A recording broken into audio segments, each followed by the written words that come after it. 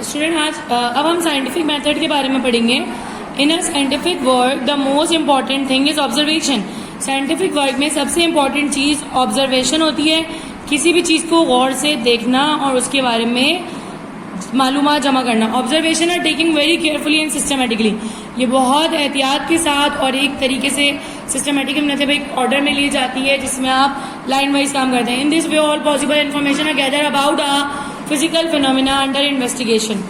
इसमें आपको एक फिजिकल फिनोमिना के मतलब एक फिजिकल होने वाले चेंजेस के बारे में, अमल के बारे में इन्फॉर्मेशन मिलती है। जैसे कि लोहे पे जंग लग जाता है, अब आप उसको ऑब्जर्व करते हैं, आप एक किस्म का लोहा रखते हैं, उस पर अचानक से ना कुछ दिन बाद जंग लग जाता है, तो आप सोचते हैं जंग कैसे लगा। फिर आप सोचते हैं हो सकता है इस पर पानी गिरा हो, ठीक है, हो सकता है इस पे कोई चीज़ बैठी हो उसकी वजह से कोई चीज़ गिर गई हो, कोई केचप वगैरह गिरा हो उसकी वजह से चिपक गया हो, मगर आपको समझ नहीं आ रहा होता आखिर ये जंग इस पे लगा कैसे। फिर आप क्या करते हैं, दोबारा एक लोहा रखते हैं, उसको ऑब्जर्व करते हैं, ये आपकी ऑब्जर्वेशन है, ठीक है, उसको देखते हैं, उस पर भी जंग लग जाता है। फिर आप एक नतीजे पे पहुंचते हैं, हाँ लोहा रखा रहने से उस पर जंग लग जाता है। एक लोहा आपने ऐसे रखा जिसमें पानी नहीं पड़ा, एक कतरा भी पानी नहीं गिरा, लेकिन फिर भी उसमें जंग लग गया। अब आप परेशान, यार इस पे तो पानी गिरा ही नहीं, फिर जंग कैसे आ गया। अब आपके पास ऑब्जर्वेशंस आ रही हैं कि लोहे पे बगैर पानी गिरे भी जंग आ रहा है, इट मीन जंग आ रहा है। फिर आप एक हाइपोथेसिस क्रिएट करते हैं कि लोहे पे जंग, फिर आप एक हाइपोथेसिस क्रिएट करते हैं कि लोहे पे जंग कैसे लगा, इसकी क्या वजह हो सकती है, ठीक है। तो आप कहते हैं हवा में कोई ऐसा केमिकल होता है, कोई ऐसा एलिमेंट होता है जो लोहे से रिएक्ट करता है तो उस पर जंग लग जाता है। जब भी आप लोहे को खुला छोड़ेंगे तो उस पर जंग लग जाएगा। अब इस हाइपोथेसिस को कहते हैं ट्रायल एंड फिनोमिना। ये ट्रायल एक्सप्लेनेशन है फिनोमिना की। फिर हम करते हैं इसके ऊपर एक्सपेरिमेंट, इसको चेक करने के लिए। अगर इसके रिजल्ट सेम आते हैं, बार बार लोहा रख के देखते हैं जंग लग रहा है, तो आप कहते हैं हाँ भाई लोहे को हवा में रखने से भी जंग लग जाता है, भले पानी उस पर ना गिरे। ये है theory. Theory is check by experiment. Theory को हम एक्सपेरिमेंट से चेक करते हैं। A theoretical and experimental result agree with each other. The theory is regard correct, otherwise discard. अगर theoretical और experimental result सेम होते हैं, उस पर किया जाने वाला एक्सपेरिमेंट बार बार आप उसको चेक कर रहे हैं, उसके सेम रिजल्ट आ रहे हैं, तो आप उसे थ्योरी मानेंगे, वरना आप उसे रिजेक्ट कर देंगे, डिस्कार्ड कर देंगे। This is one way of investigation of a problem. Sometimes scientist present a theory on the basis of rational reasoning and predict some phenomena to take place under certain condition. वो जो है predict करता है phenomena, ऐसे phenomena जो certain condition को उसके ऊपर उनकी थिंकिंग को भी दिखा रहा होता है। ऐसी भी थ्योरीज होती हैं जो एक्सपेरिमेंटली प्रूव नहीं हो पाती, लेकिन एक्सपेरिमेंट डिजाइन किए जाते हैं ताकि थ्योरी को टेस्ट कर सकें। जो थ्योरी बार बार टेस्ट हो और उसका रिजल्ट सेम आए, सही है। A theory is tested again and found to fit the fact. और अगर वो बिल्कुल फैक्ट में फिट हो रही हो तो वो क्या बन जाती है, लॉ बन जाती है। Law is such statement regarding this behaviour.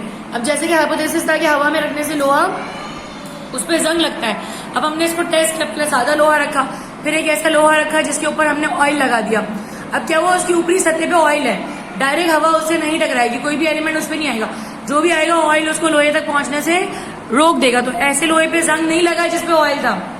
तो बात थोड़ी, वाकई लोहा खुला रखने से ही जंग लगता है, अगर उस पर कोई कोटिंग कर दी है तो जंग नहीं लगेगा। अब ऑयल टेम्परेरी है, कभी कभी हट भी जाता है, जब ऑयल साफ हो जाएगा, सूख जाएगा तो वहां से हट जाएगा। फिर क्या निकला, फिर निकला कि हम पेंट कर देते हैं। क्या कर देते हैं, पेंट। तो हमने पेंट वगैरह यूज करने शुरू किए। जिस लोहे को हम पेंट कर देते हैं उसके ऊपर जंग नहीं लगता, उस पर जंग नहीं आता, क्योंकि उसके ऊपर एक पेंट की कोटिंग चढ़ जाती है, वो खुला हुआ नहीं होता, डायरेक्टली उसका कॉन्टेक्ट भी नहीं होता। तो ये थे डिफरेंट एक्सपेरिमेंट जो हमने लोहे के ऊपर किए, और हमारा फैक्ट बिल्कुल सही आया कि अगर उसको कोट कर दिया जाए तो वो जंग नहीं पकड़ेगा। तो ये क्या बन गया, एक कानून कि जब भी लोहे की कोई चीज लें उसके ऊपर पेंट कर दें ताकि उसको जंग ना लगे। तो मैं दोबारा रिकॉल करूंगी, सबसे पहले होता है ऑब्जर्वेशन। क्या होता है, ऑब्जर्वेशन। आप किसी भी फिनोमिना को ऑब्जर्व करते हैं, ठीक है, उसके बाद आप उस पर हाइपोथेसिस क्रिएट करते हैं जो आपका ट्रायल आइडिया होता है, जो आप एक तुक्का लगा रहे होते हैं जिसे कहते हैं। फिर हाइपोथेसिस के बाद आप उसको थ्योरी बनाते हैं। जब आपका हाइपोथेसिस कई बार चेक हो जाता है और वो सही साबित हो रहा होता है, थ्योरी बन जाता है। अगर वो बार बार टेस्ट होकर सेम रिजल्ट देता है तो वो थ्योरी होता है, वरना उसको थ्योरी एक्सेप्ट नहीं करते, वो हाइपोथेसिस ही रह जाता है। थ्योरी को बार बार टेस्ट किया जाता है, डिफरेंट साइंटिस्ट टेस्ट करते हैं। उसके बाद अगर वो अपने लॉ में फिट, अपनी एक्सप्लेनेशन में फिट आ रहा होता है, बार बार सेम रिजल्ट दे रहा होता है, और फ्यूचर के लिए हमें कोई नई मालूमात भी दे रहा होता है, तो वो क्या बन जाता है, लॉ बन जाता है। इसके दरमियान हम एक्सपेरिमेंट करते हैं, मगर हमारे साइंटिफिक अप्रोच में उसको यूज नहीं किया जाता। हम ये 4 ही बेसिक यूज करते हैं इसके अंदर। जैसे न्यूटन ने एक हाइपोथेसिस दिया कि नेचर ऑफ लाइट के बारे में। According to him light consist of extremely small particle moving with a very high velocity, कि लाइट जो है वो छोटे छोटे पार्टिकल पे डिपेंड करती है जो बहुत तेज वेलोसिटी से ट्रेवल कर रहे हैं। ही नेम दिस पार्टिकल कॉर्पस्कल, उसने इन पार्टिकल का नाम कॉर्पस्कल रखा और इसी बेस पे उसकी जो हाइपोथेसिस थी उसको वो थ्योरी बन गई और कॉर्पस्कल थ्योरी ऑफ लाइट कहलाने लगी, which could explain the phenomena of reflection of light and formation of shadow, which are experimental fact। जिसने जो है आपको रिफ्लेक्शन ऑफ लाइट और फॉर्मेशन ऑफ शेडो दिया, जो कि बहुत सारे एक्सपेरिमेंट फैक्ट बता रहा था। Theory was accepted because it could explain a few properties of light as mentioned above। ये इसलिए एक्सेप्टेड हुई क्योंकि बहुत सारी थ्योरी जो है लाइट की वो उनको सपोर्ट कर रहा होता है। According to corpuscle theory of light, light travel faster in denser medium. Denser कहते हैं गाढ़े मीडियम को, मीडियम कहते हैं हवा, आग, पानी। अब ये डिफरेंट मीडियम है, लकड़ी अलग मीडियम है, वो चीज है जिसके अंदर से कोई चीज गुजरती हो, ठीक है। तो इन्होंने कहा डेंसर में तेज चलती है, लाइटर में, एयर में कम। मतलब लाइट जो है पानी में तेजी से ट्रेवल करती है और हवा में कम, जो कि गलत साबित कर दिया किसने, वेव थ्योरी ऑफ लाइट ने। उसने कहा नहीं, पानी जो है वो लाइट जो है वो रेयर मीडियम में, मतलब हवा में तेजी से ट्रेवल करती है और डेंसर में कम। तो क्या हुआ, इसने उस थ्योरी को रिजेक्ट कर दिया। तो वो थ्योरी रिजेक्ट हो गई। कौन सी थ्योरी चलने लगी, wave theory of light.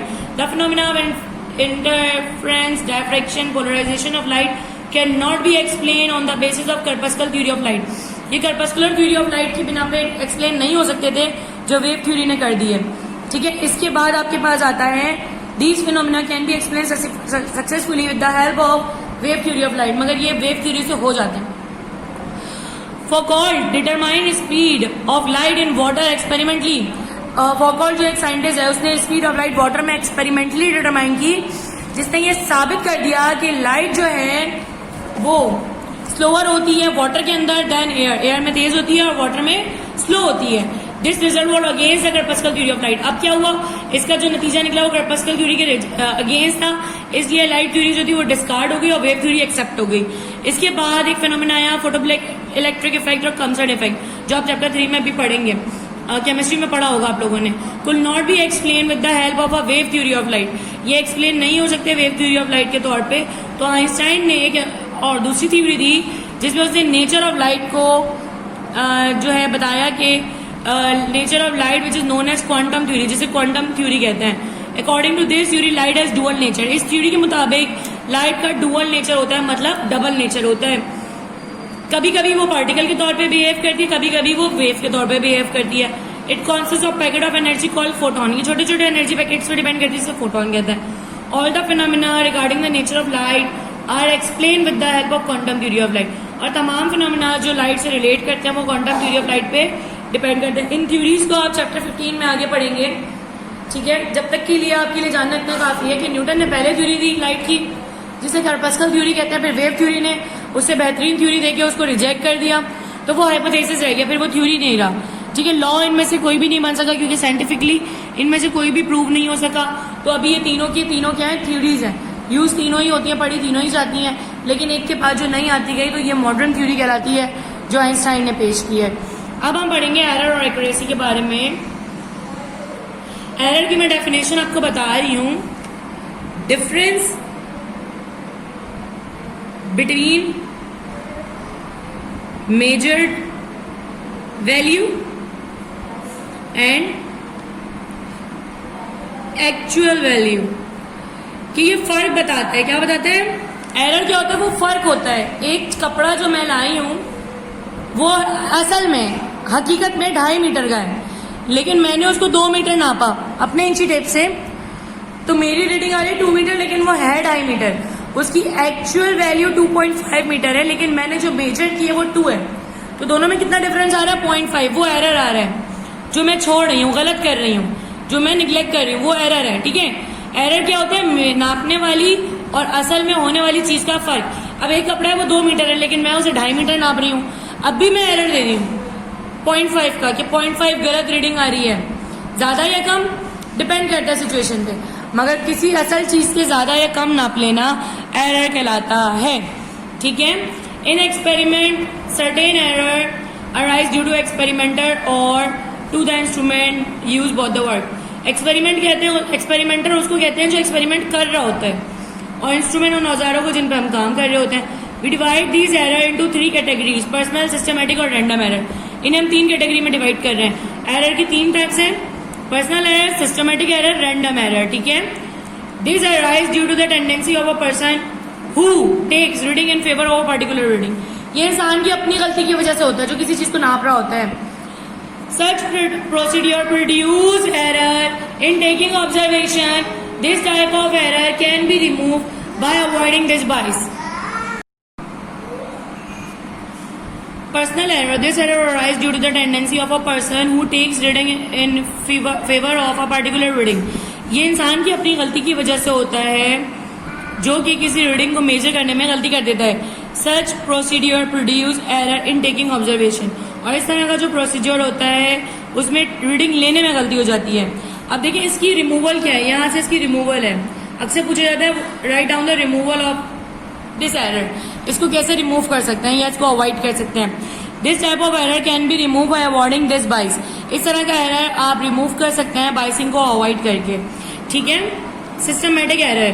This type of error arise due to the fault in measuring instrument. इस तरह का एरर जो है वो मेजरिंग इंस्ट्रूमेंट में फॉल्ट की वजह से आता है, जब आपका रीडिंग लेने वाला इंस्ट्रूमेंट जो होता है वो ही खराब हो या गलत हो, ठीक है। तो आपके इस तरह के एरर जो हैं वो इसमें आ जाते हैं। This is called zero error of the instrument. ये इंस्ट्रूमेंट का जीरो एरर कहलाता है। इसको हम किस तरह से रिमूव कर सकते हैं। This error can be overcome bye adopting relevant zero error correction.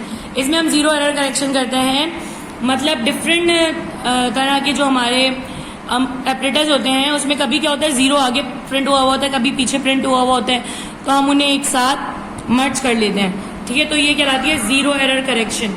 Random error. This type of error में arise due to external condition. इस तरह का जो एरर होता है वो एक्सटर्नल कंडीशन की वजह से होता है, जैसे कि which are certain time beyond the control of the experimenter. और कभी कभी ये एक्सपेरिमेंट करने वाले के कंट्रोल से बिल्कुल बाहर होता है, वो उसको कंट्रोल नहीं कर पाता। This error can be minimize by maintaining the condition. अब ये इसका रिमूवल है यहाँ से। ये किस तरह मिनिमाइज हो सकता है, bye maintaining the condition and laboratory. For example change in temperature, temperature के चेंज को रोके, टेम्परेचर मेंटेन करके, ह्यूमिडिटी, हवा में नमी, वोल्टेज, ये तमाम चीजें कंट्रोल करके हम इस तरह के एरर से बच सकते हैं, जो अचानक से मौसम तेज या ठंडा या गर्म होने की वजह से या वोल्टेज तेज या ज्यादा होने की वजह से आपकी रीडिंग वगैरह खराब हो जाती है। तो इनको कंट्रोल करने के लिए हम डिफरेंट ऑपरेटर्स यूज कर सकते हैं ताकि इन्हें कंट्रोल कर सकें।